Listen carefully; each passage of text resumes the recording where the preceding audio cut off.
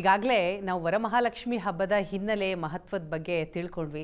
ಹಾಗಾದರೆ ವರಮಹಾಲಕ್ಷ್ಮಿ ವ್ರತ ಆಚರಣೆ ಹೇಗೆ, ಇವತ್ತು ಯಾವ ರೀತಿ ಪೂಜೆಯನ್ನು ಮಾಡಬೇಕು ಅದರ ಬಗ್ಗೆ ತಿಳಿಯೋಣ. ಗುರುಜಿ, ಇವತ್ತಿನ ವರಮಹಾಲಕ್ಷ್ಮಿ ಪೂಜೆಯನ್ನು ಎಲ್ಲರೂ ಕೂಡ ಮಾಡ್ತಾರೆ, ಆದರೆ ಸರಿಯಾದ ರೀತಿಯಲ್ಲಿ ಹೇಗೆ ಮಾಡಬೇಕು ಅನ್ನುವಂತಹ ಅರಿವಿನ ಕೊರತೆ ಖಂಡಿತವಾಗ್ಲೂ ಇರುತ್ತೆ. ಇವತ್ತು ವ್ರತ ಆಚರಣೆಯಿಂದ ಹಿಡಿದು ಕಲಶ ಸ್ಥಾಪನೆ ಹೇಗೆ ಮಾಡಬೇಕು, ಸಿದ್ಧತೆಗಳೆಲ್ಲ ಹೇಗಿರಬೇಕು? ಲಕ್ಷ್ಮೀ ದೇವಿಯ ಪೂಜೆಯನ್ನು ವಿಧ ವಿಧವಾಗಿ ಮಾಡುವವರಿದ್ದಾರೆ. ಲಕ್ಷ್ಮೀ ಫೋಟೋವನ್ನು ಇಟ್ಟುಕೊಂಡು ಮಾಡುವವರಿದ್ದಾರೆ, ಲಕ್ಷ್ಮೀ ಕಲಶವನ್ನಿಟ್ಟು ಮಾಡುವವರಿದ್ದಾರೆ, ಮನೆಯಲ್ಲಿರ್ತಕ್ಕಂತಹ ಲಕ್ಷ್ಮಿಯನ್ನೇ ಹೊರಗೆ ತಂದಿಟ್ಟು ಮಾಡುವವರಿದ್ದಾರೆ ಇವತ್ತು. ಯಾಕೆಂದರೆ ಬಂಗಾರ ಬೆಳ್ಳಿ ಎಲ್ಲ ಇದ್ದಿರ್ತದೆ, ಅವು ಲಕ್ಷ್ಮೀ ಸ್ವರೂಪ, ಅದನ್ನು ಹೊರಗಡೆ ಒಂದು ತಟ್ಟೆಯಲ್ಲಿಟ್ಟು ಅದಕ್ಕೆ ಪೂಜೆ ಮಾಡುವವರು ಇದ್ದಾರೆ. ಏನೂ ಇಲ್ಲದವರು ಬರೀ ಲಕ್ಷ್ಮೀ ಅಷ್ಟೋತ್ತರದಿಂದ ಕುಂಕುಮಾರ್ಚನೆಯನ್ನು ಮಾಡುವವರಿದ್ದಾರೆ. ಹೀಗಾಗಿ ಲಕ್ಷ್ಮಿಯನ್ನು ಆರಾಧಿಸುವಲ್ಲಿ ಭಾಳಷ್ಟು ವಿಧಾನಗಳಿದ್ದಾವೆ. ಮನೆಯಲ್ಲಿರ್ತಕ್ಕಂತಹ ಪ್ರತಿಯೊಂದು ವಸ್ತುವನ್ನೂ ಸಹಿತವಾಗಿ ಲಕ್ಷ್ಮಿಯ ಸ್ವರೂಪದಲ್ಲಿ ನೋಡಬೇಕು ಅಂತಿದೆ ನಾವು. ಹೀಗಿರುವಾಗ ಲಕ್ಷ್ಮೀ ದೇವಿಯ ಆರಾಧನೆ ಹೇಗೆ, ಶಾಸ್ತ್ರ ಪದ್ಧತಿ ಏನು, ಇದಕ್ಕೆ ವಿಶೇಷವಾಗಿ ನಾವು ತಳಿರು ತೋರಣದಿಂದ ಅಲಂಕೃತವಾಗಿರತಕ್ಕಂತಹ ಒಂದು ಪೀಠವನ್ನು ಮಾಡಬೇಕು. ದೇವತೆಗಳು ಸಂತೋಷಗೊಳ್ಳೋದು ಯಾವಾಗ ಅಂದರೆ, ಮೊದಲು ಆಯಾ ಮನೆಯ ರಂಗವಲ್ಲಿಯನ್ನೇ ನೋಡ್ತಾರೆ. ಯಾವ ರೀತಿಯಾದಂತಹ ರಂಗವಲ್ಲಿಯನ್ನು ಹಾಕಿದ್ದಾರೆ ಮನೆಯ ಮುಂಭಾಗದಲ್ಲಿ, ತನಗೆ ಕೂಡಿರುವುದಕ್ಕೆ ಪೀಠ ಯಾವ ರೀತಿಯಲ್ಲಿ ಇಟ್ಟಿದ್ದಾರೆ. ಹೀಗಾಗಿ ಸುಭದ್ರವಾದಂತಹ ಒಂದು ತಳಿರು ತೋರಣದಿಂದ ಅಲಂಕೃತವಾದಂತಹ ಒಂದು ಪೀಠವನ್ನಿಟ್ಟು, ಆ ಪೀಠದ ಮೇಲ್ಭಾಗದಲ್ಲಿ ರಂಗವಲ್ಲಿಯಿಂದ ಅಷ್ಟದಳವನ್ನು ಬಿಡಿಸಿ, ತದನಂತರದಲ್ಲಿ ಒಂದು ತಟ್ಟೆಯಲ್ಲ ಅಥವಾ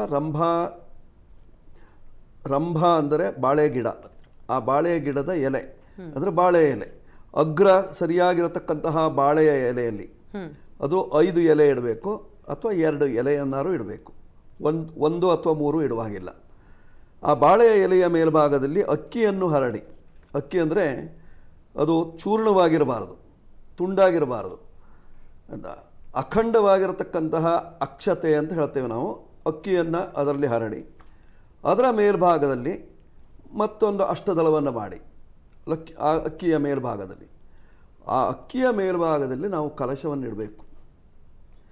ಅದು ತೊಂಡಲ ಎಷ್ಟಿರಬೇಕು ಅಂದರೆ, ಕೆಲವರು ಪದ್ಧತಿ ಅನ್ನೋದು ಒಂದು ಹಿಡಿ ಹಾಕೋರು ಇರ್ತಾರೆ, ಆದರೆ ಹಾಗಲ್ಲ. ಪಂಚಪ್ರಸ್ಥಮಾನೀಯ 5 ಕೊಳಗದಷ್ಟು ಅಕ್ಕಿ ಹಾಕಬೇಕಂತೆ. 5 ಕೊಳಗ, ಒಂದು ಕೊಳಗ ಅಲ್ಲ, 5 ಕೊಳಗ ಆಗುವಷ್ಟು ಅಕ್ಕಿಯನ್ನು ಹಾಕಿ ಅದರ ಮೇಲ್ಭಾಗದಲ್ಲಿ ಕಲಶ ಇಡಬೇಕು. ಅಂದರೆ ತಂಡೂಲ ಪೂರ್ಣವಾಗಿರಬೇಕು. ಆ ಕಲಶವನ್ನಿಡುವಾಗ ಆ ಕಲಶ ಶುದ್ಧವಾಗಿರಬೇಕು. ತೊಳೆದಿದ್ದಾಗಿರ್ಬೋದು, ಹೊಸತೆ ಆಗಿರ್ಬೋದು, ಬೆಳ್ಳಿದಾಗಿರ್ಬೋದು, ಅಥವಾ ಬಂಗಾರದ್ದು ಮಾಡಿ ಇಟ್ಕೊಂಡಿದ್ರೆ ಅದನ್ನು ತಂದು ಹೊರಗಡೆ ಇಟ್ಕೊಳ್ಬೋದು ಇವತ್ತು ಅಂತ. ಒಟ್ಟಾರೆ ಪಂಚಲೋಹದ್ದಾದರೆ ಬಹಳ ವಿಶೇಷ. ಸಾಧಾರಣವಾಗಿ ಪಂಚಲೋಹದ್ದು ಹಳ್ಳಿಗಳೆಲ್ಲ ಇದ್ದೇ ಇರ್ತದೆ.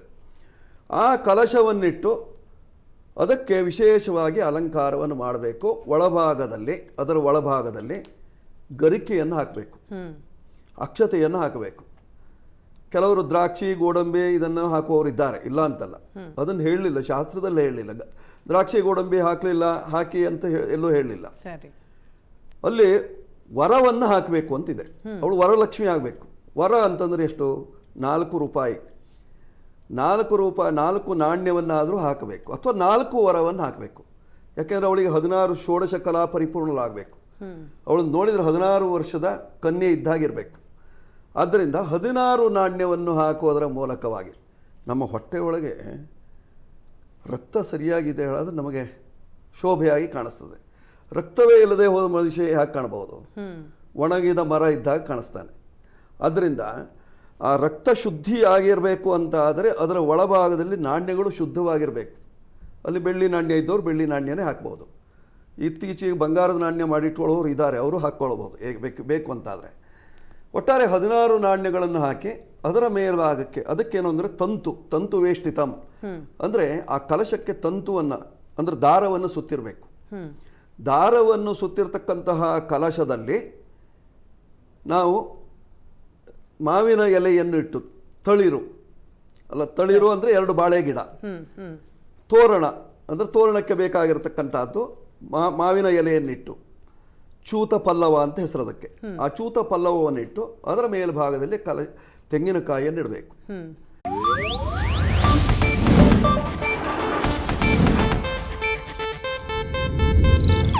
ಇದು ಏಷ್ಯಾನೆಟ್ ನ್ಯೂಸ್ ನೆಟ್ವರ್ಕ್ ಪ್ರಸ್ತುತಿ.